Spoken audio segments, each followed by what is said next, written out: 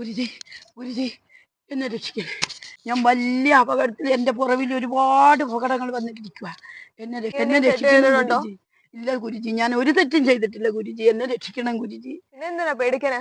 നീ ശാന്താവും മോളെ. അയ്യോ സ്വാമി, ആ പോലീസുകാരന്റെ പിന്നാലെ കൂടിയിരിക്കുവാ സ്വാമി. ഏതെങ്കിലും വഴി കാണണം സ്വാമി. നീ ആ ആശ്രമത്തിൽ പോയിരുന്നോ?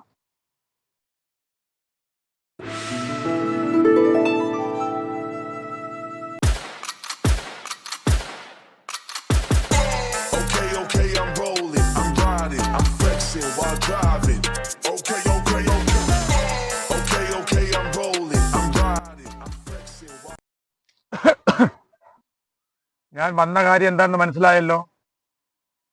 ആ തള്ള ഇവിടെ ഒളിപ്പിച്ചു വെച്ചിട്ടുണ്ടല്ലോ, അവരെ ഇറക്കി വിട്. എനിക്ക് അവരെ കൂട്ടിക്കൊണ്ട് പോകേണ്ടതാ.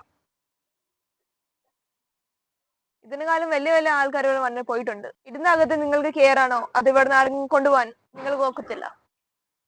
വേറെ എന്തെങ്കിലും സംസാരിക്കാൻ നമ്മള്. ആ പുള്ളിക്കാരി ഒന്നും തെറ്റൊന്നും ചെയ്തിട്ടില്ല. ആ വീട്ടിൽ ഒത്തിരി പ്രശ്നങ്ങളുണ്ട്. അത് ഞാൻ വീട്ടിക്കോളാം.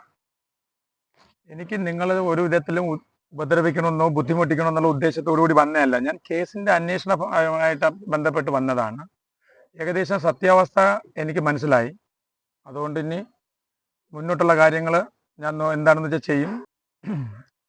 എന്തായാലും യഥാർത്ഥ കുറ്റവാളിയെ ഞാൻ കണ്ടെത്തുക തന്നെ ചെയ്യും.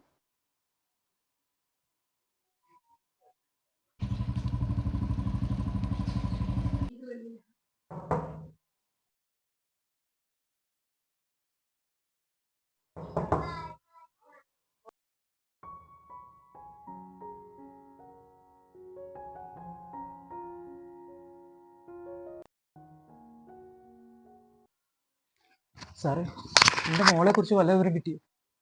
കേസിന്റെ അന്വേഷണം നല്ല രീതിക്ക് നടന്നുകൊണ്ടിരിക്കുക. പക്ഷെ ഇതുവരെ കേസിന് ഒരു തുമ്പും കിട്ടിയിട്ടില്ല. ആരുടെ കയ്യിലെങ്കിലും കുട്ടി സുരക്ഷിതമായിട്ടുണ്ടെങ്കിൽ ഞങ്ങൾ കണ്ടെത്തും. അതല്ലെങ്കിൽ കുട്ടിക്ക് വേറെ എന്തെങ്കിലും സംഭവിച്ചിരിക്കാം. എൻ്റെ മോള്, അമ്മ, എൻ്റെ മോള്.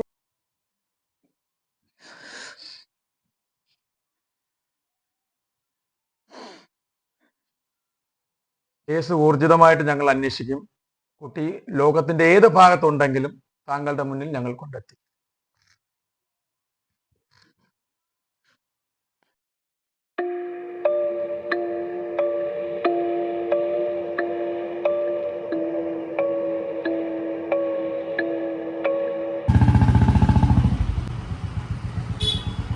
ഇങ്ങോട്ട് വന്നേ. നിങ്ങളുടെ ജോലിക്കാരൻ ആളെങ്ങനെയാ? അവന് വല്ല ചുറ്റിക്കളി വല്ലതും ഉണ്ടോ? ഇല്ല സാറേ, അങ്ങനെയൊന്നും കുഴപ്പമില്ല.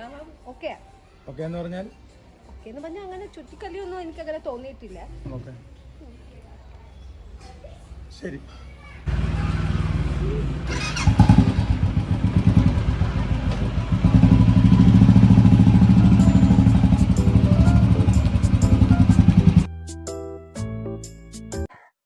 സാറേ, ആ ചെറുക്കന്റെ പെങ്ങൾ വന്നിട്ടുണ്ട്.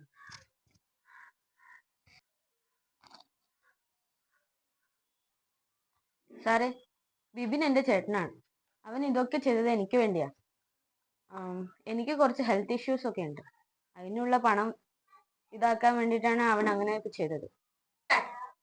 എനിക്ക് കാര്യങ്ങളൊക്കെ മനസ്സിലായി. ഞാൻ ഡോക്ടറെ കണ്ടിരുന്നു. നീ ഒരു കാര്യം ചെയ്തോ, അവനെ വിളിച്ചോണ്ട് പൊക്കോ.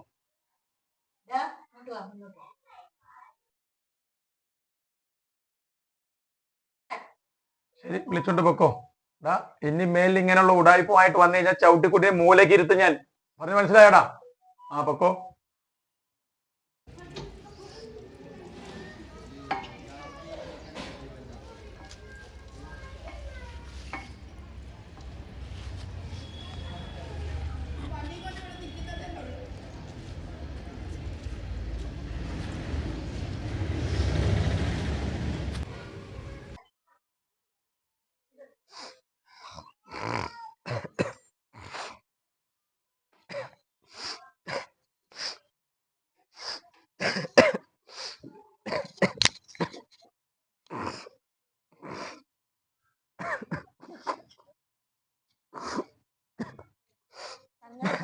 നമുക്ക് വേറെ എന്തെങ്കിലും വഴി ഉണ്ടാവും. നീ കരയല്ലേ?